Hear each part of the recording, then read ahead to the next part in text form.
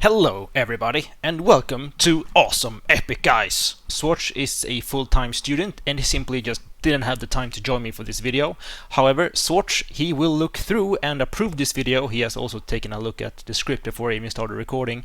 So everything that I am about to tell you guys in this video is also approved by Zwhatsh.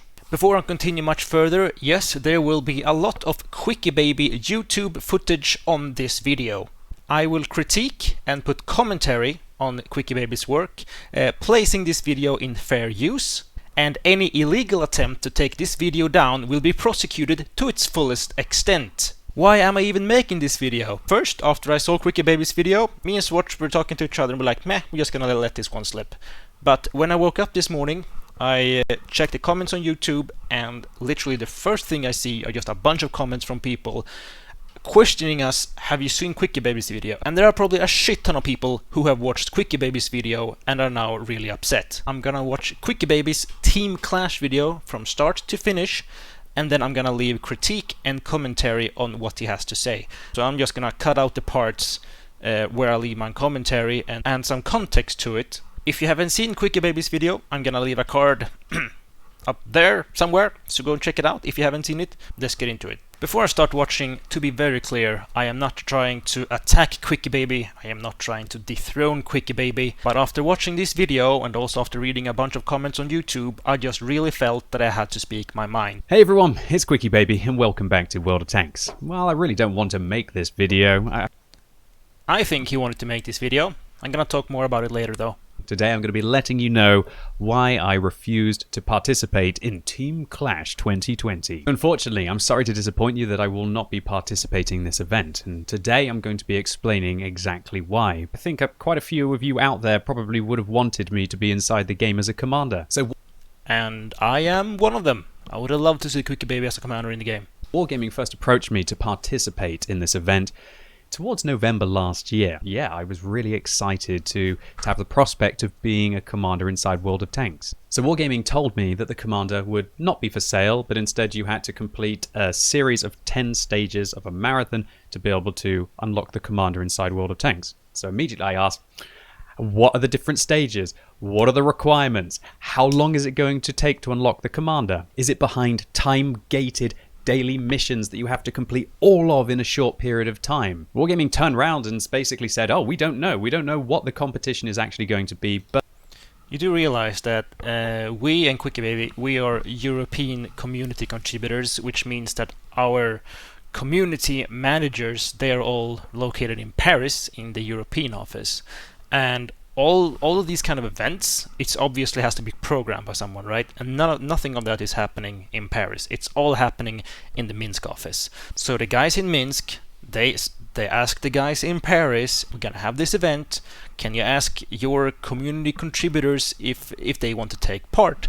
And Wargaming did, and I am almost sure that Wargaming Europe didn't have much more information to share with QuickyBaby, or with us either at that point. But we want you to agree to it in November, 2 months before the actual event would take place. So immediately I was quite concerned and alarmed, and considering that now we have the full details of what you're going to have to do if you want to get your favorite content creator as a unique commander inside the game, I'm very happy that I stuck to my guns. To be able to complete the 10 stages to unlock the commander of your choosing, you're going to need 600 points. So immediately alarm bells were ringing for me, because the maximum amount of points you can get every single day is 17. And if you play every single day for the 11 days that this event is out for, you can get 181 points. That's less than a third of the 600 that you need to be able to unlock the commander.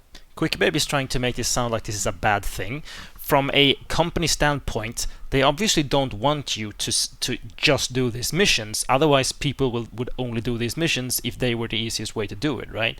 Wargaming have created, that he will talk about later, a 7 versus 7 game mode where you can earn far more points, far quicker, far easier. These missions are just for those people who just either don't want to put up with the 7 versus 7 for that day, or if they just want to play just for a couple of random games, maybe they want to get their daily doubles at the same time. To me, this is just a way for Wargaming to give you, two options, like which one do you want to go for today? You want to do the missions, do you want to do the 7 versus 7, or do you want to do both, which I think that most people will go for. So how can you earn the extra 419 points? Well, you're going to have to participate in Tier 10 only combat in a... Again, why is he trying to make that sound like a bad thing? Why is 7 versus 7 Tier 10 a bad thing? 7 versus 7 format, which reminds me of Wargaming's esports game mode, which, yeah, kind of died a death 3 or 4 years ago. Consequently, the only way that you're going to be able to... I personally don't have any experience with that 7 versus 7 game mode. If that was some kind of esports event, I can completely understand if QuickyBaby would bring up the point that this is a dead game mode and it's going to be super boring. But again, keep in mind that who were playing the esports games? Like some of the best players in the world, right? Now they're doing like a similar kind of event or a similar game mode, but for random scrubs, and we have no idea how that gameplay is gonna play out. And QuickyBaby is immediately judging this game mode as a complete failure, even though he, before he declined this offer, had absolutely no idea what this game mode was gonna be like. Even me and Zwhatsh, when we accepted this deal to be part of the game, we barely knew anything. And of course, we were asking the same questions: what are the missions gonna be? What is the event gonna be like? And again, Wargaming Europe, they couldn't really tell us much that early, and also because I think they were lacking a bunch of information from the Minsk office, because this event was still just being planned. And even if they did know a lot more about the event, I don't think they were allowed to tell us because of NDAs. Because when me and Zwhatsh agreed to this, we had to sign a shit ton of documents promising, swearing to our mother's graves that we wouldn't tell anything about the event. Why should players have to play Tier 10 only tanks and inside a game mode that isn't even the random battles every single day for 11 days to be able to earn a commander? I don't understand why he's saying that Tier 10 is bad. I can definitely understand if this was like clan wars or skirmishes, but now you're taking the average random player, you put him in a Tier 10 tank against other random scrubs in Tier 10 tanks. At least that's what I expect is what this game mode is going to be like. It's not going to be as competitive as clan wars. It's not going to be as competitive as skirmishes. And to be fair, Wargaming could have probably made this any tier. I mean, but at the same time, which tier are they going to pick? Are they going to go with Tier 8, where everyone's just going to play their premium tanks? Or are they going to go with lower tier, like maybe Tier 5 or Tier 6, where then everyone would just sit in all the overpowered Tech Tree tanks? They had to go with something, right? And I can't blame Wargaming for going with Tier 10, because again, from a company standpoint, they obviously want to reward players who have been playing this game a lot. They have paid for premium account, they have been converting experience, all this stuff during a long period of time to achieve Tier 10 tanks, and obviously they want to reward those players, right? So I really don't see a problem at all with having this at Tier 10. The only thing I'm afraid of is that this game mode might turn out a little bit like ranked, where everyone's just try-harding in overpowered reward tanks like the Object 279 or the 907, the Chief Tard, but obviously we don't know, because again, these are, you know, the average, well, more average random players playing at Tier 10, not only the hardcore ones. Obviously they will play this game mode as well, but it won't be the same environment as ranked. I can almost promise you that. At the moment, we have no idea about how many points the 7 versus 7 combat is going to yield. I can at least tell you how long I think it's probably going to take based on the amount of points and the time that it will... So he doesn't know for how long it's gonna take, but he's still gonna tell you how long it's gonna take. I estimate that an incredible player, a great player who's very organized, maybe rocking and rolling in some platoons, is going to have to play for about an hour or two every single day for 11 days to be able to earn this commander. And most of that play is going to be outside of the random queue. So unless you're crew training your Tier 10 tanks, I guess you're not making progress in your premium vehicles, or you're not making progress down the tech tree elsewhere. So now he's making the point that it is bad for the random players to not play random games, because they won't achieve experience, they won't achieve credits, they won't achieve crew training. Again, I just don't see the problem. I just think QuickyBaby is just blowing things out of proportion just to create yet another shitstorm, because QuickyBaby is quite famous for creating drama in the World of Tanks community, because he knows that will generate those juicy clicks. The below average player is probably going to have to play, I'd say, for 3 to 4 hours at least every single day to earn the commander. And now everyone who's been watching this video will think, oh my god, Wargaming, we need to play 4 hours, nerf, oh my god. So this is just a number that QuickyBaby just made up on the top of his head, just having a guess. I'm not saying he's wrong, I'm not saying he's right either, but again, he's just making this up. It's just an estimate. And another huge factor that QuickyBaby is not bringing up into all of these is that every single day, us content creators who are taking part in Team Clash will activate boosters that will last for 2 hours, meaning that for some people playing, they might achieve twice the amount of points or experience, whatever you want to call it, to progress. So let's just say that without boosters or anything, an average scrub would require, let's say, 2 hours, maybe 3. Just go with 3. And one of these people are gonna log in. Most of them are gonna play during the evening because there's just, people go to school, they go to work, and they come home during the evening, and then they play World of Tanks. And the Team Clash members, well, me, Zwhatsh, Skill4, Mayland, Desk Games, we obviously know this, that more people play during the evenings. What are we gonna do? We're obviously gonna activate these daily boosters during the evening. Of course we will. Even if QuickyBaby's numbers are 100% correct, I don't think they are, but if they are, you could potentially slice those in half if you account these boosters. And why isn't QuickyBaby bringing this up, even though it is clearly stated in the article and in the video? Because again, negativity brings clicks and attention. Look, I really wanted to participate in this event, but when I took a step backwards and I kind of wiped those stars from my eyes, oh my word, I'm going to be in one of my favorite video games. I just looked at it for what it really was. And in my opinion, it was... But again, back in November, how on earth would you know what it really was? When barely Wargaming themselves knew. Just saying. Wargaming using their content creators to beg their audience to popularize a failed esports format by encouraging them to play World of Tanks every day, possibly more than they wanted, and at a tier that many of them would not feel comfortable playing, to be able to battle it out and secure my own vanity. Look, he just made every content creator in the Team Clash event look like a complete douchebag. Boys and girls, I know I have an ego.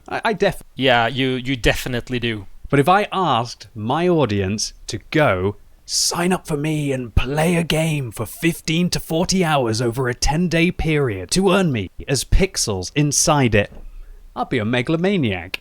He just called everyone else in the Team Clash event a maniac. Okay, dude.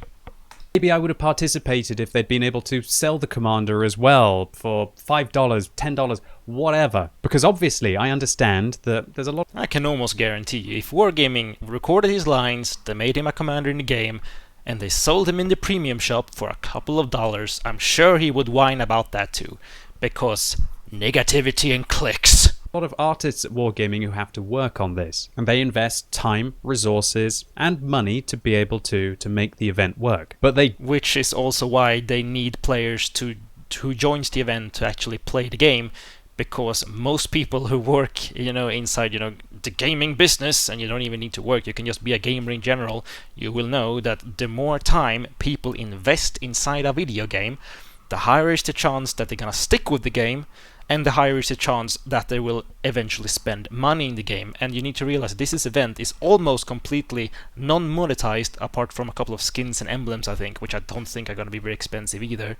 So this is one way for Wargaming to monetize their game without really charging too much money, because they know if people just play the game, it's going to benefit us in the long run. Did let me know at the time that they wanted to sell styles for all of the tanks to be able to finance this. And when I inquired about, look, are we going to share the revenue from this? You basically want to put a big QuickyBaby down the side of a tank. It's a brand that I've built up over the last 8 years. What exactly were they willing to share of the proceeds that they would make from that? And while I can't tell you the exact figure, it was less than 10%. And I have no idea what Wargaming told QuickyBaby, but way back, like in November, when Wargaming were really just like brainstorming this idea to us, there was a discussion about selling styles with our names on it, with our logos on it, and that we would get a certain percentage. QuickyBaby, he says less than 10%. That's not even close to what Wargaming told us that we might receive in case they went through with this, but they were very clear that this might not happen, it's just an idea, we'll see what happens. And later down the line, Wargaming told us that they would not go through with this. I am not 100% sure why, but maybe because of the risk of creating all this drama about money, Wargaming eventually decided that we would not receive a single penny from these tiles. So Wargaming, they haven't paid us anything, or they won't pay us anything. We're doing this completely for free. So now everyone who has watched QuickyBaby's video, they think that me, Zwhatsh, Mayland, Skill4, Desk Games, they will believe that we are getting paid by Wargaming to take part and promote this event, which is just utter lies. My main issue was the fact that they weren't going to sell the commander, they weren't going to make him available outside of having a time-gated, significant investment of about 15 to 40 hours of your life to be able to get me inside a game. That's why I refused to participate. I don't believe that's why QuickyBaby decided not to take part in this event. I'm gonna go through this after I watch through the rest of this video. To the fact that I wouldn't even be available on the Asia server, let alone the North America server, which my biggest audience is playing on. Again, QuickyBaby, you know you are a European community contributor, right?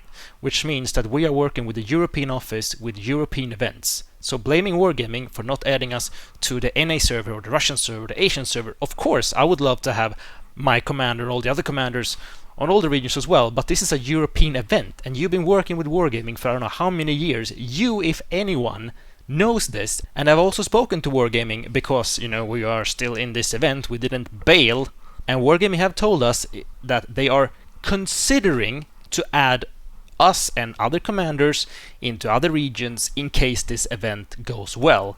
I have to specify they are considering it depending on how well this event goes. Nothing more is confirmed by Wargaming, but obviously QuickyBaby, he doesn't know this because he's no longer taking part in the event. Seems a bit weird to me. Why don't we have the great North American content creators? Like, I don't know, just to name a couple, Sofaline and Trobs. QuickyBaby, you know that Stream Wars or Battle of the Bloggers first came to the Russian server 1 year ago. And then 1 year later, so now you're having the same event on the next biggest World of Tanks server. Maybe you could do the math that if it works well here too, they're gonna step down to the other servers as well. They're obviously gonna start out with the big boys and then they're gonna slowly work their way down. I don't think Wargaming would invest all the money and resources to make a Stream Wars or Team Clash for Russia, Europe, Asia and America all at once than to see that it's all going to be a failure. The bottom line is, boys and girls, is that I didn't want to be used by Wargaming to ask all of you to play for an irresponsible amount of time in a game mode that you probably have no interest of playing at a tier that you have no interest in experiencing, in an effort to basically weaponize my own popularity to try and win a silly little competition. He's basically saying that me, Zwhatsh, and all the other members in Team Clash are using our audience to play a game mode they don't want to play, so we can just promote Wargaming's products. A silly little competition. I know that QuickyBaby, he loves numbers, he loves to be on top, but a competition? Seriously, who cares who's gonna win this competition? I don't think anyone is taking part in this event to try to compete, to prove that they are the biggest. People are just doing this for the fun of it. Obviously can tell how much I want to be part of the game that I have been fiercely passionate about over the last 8 years. Then why didn't you just accept the offer and then bail later on when you knew how this event was going to work out? And I don't want anything for it. I will do it completely for free. Yeah, but Wargaming can't do it for free. They have thousands of employees. Make the commander free for everyone. Don't require them to play the game for excessive amounts of time. It's something that I'm really noticing that you're doing recently. You're forcing players to play the game rather than enriching their experience of it. This is because World of Tanks is an old game. They are trying to keep their audience to play the game and to host these kind of events with, for example, like marathons or maybe frontlines. Sure, it can be a long grind. I don't necessarily agree with it, but this is common gaming company practice to keep your audience interested in your game, because if you don't host these kinds of events, they might get bored and then they're just gonna try a different game and then you've lost them. It's just business. And that is what I will always stand up for. Now I'm just gonna bring up a couple of points of my own. So first of all, in the beginning of QuickyBaby's video, he clearly states that he did not want to make this video. I have watched QuickyBaby since, well, almost as far back as I can remember. I remember watching QuickyBaby when his channel was called QuickyBaby TV, and he had something like 20,000 subscribers. That's when I first found out about QuickyBaby, and since then I have almost watched every single video he has ever released. And enjoying his commentary. I think he's very good at the game, he's very educational about the game, and his streams are just as good. But the last maybe year or so, maybe even 2 years or so ago, QuickyBaby started to make some slight changes to his content. If you have been following QuickyBaby for a long time, as I have, and I assume many of you guys have as well, if you go to his YouTube channel, you guys have probably noticed that QuickyBaby, he loves to bring up drama or negativity about wargaming and World of Tanks. Just a couple of his latest videos, for example, so I'm going to read here. So we got this one, Team Clash, where QuickyBaby is complaining about the game mode, the event in itself, wargaming, and partially also the members taking part in the event, like me, Zwhatsh, Skill4, Malin, and This Games. The video before that, we have the most depressing day of the year, which is also a pretty damn negative title in my opinion. Then we had the loot boxes video, where QuickyBaby opened a bunch of boxes on different servers trying to get hold of the Object 703. Then we have the ranked battles are garbage video, the Renegade challenge is too hard video, and Goodbye XVM video that actually Circumflexes called out on and made a response video to. What do all of these videos have in common? They are all extremely negative. He's talking bad about World of Tanks and wargaming. And why is he doing that? It's pretty simple. It brings clicks, it brings attention. People, we humans, we are just drawn to negativity. And anyone who's creating content on YouTube, we know this. You can just go and watch the news. Like, who's gonna read an article that says everything in the world is fine? No one's gonna click that. What people are gonna click on is Trump just nuked China. That's gonna bring a lot of clicks because it's negative, it's bad, it's gonna cause drama. People want to know about it. It's just how we humans work. I personally don't have a problem with QuickyBaby or other content creators creating content about negative things, because a lot of the times it's just information that people need to know. But I feel, especially with this, the latest one, the one with Team Clash, is just QuickyBaby trying to create drama about an event he's not taking part in just for the sake of it, and to make wargaming look bad because they didn't put his commander in his game the way he wanted to. Talking about Twitch and viewers and all that, there was a time not too long ago where QuickyBaby hosted one of his charity streams for cancer research, I believe it was.